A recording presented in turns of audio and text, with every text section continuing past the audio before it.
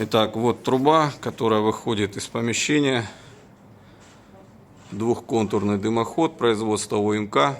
Приобреталась компанией «Печной дом». Они официальные дилеры здесь, по Южно-Федеральному округу. Сейчас мы пройдем чуть в сторону и посмотрим,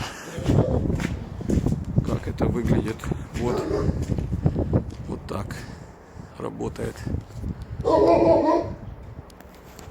И два слова про конденсатоотвод. Вот здесь, как видите, тройник с прочисткой. И обязательно вот такое отверстие, откуда будет вытекать конденсат. Сейчас замерз, потому что на улице холодно. Камин только затопили. Сейчас труба прогреется и водичка начнет дальше капать.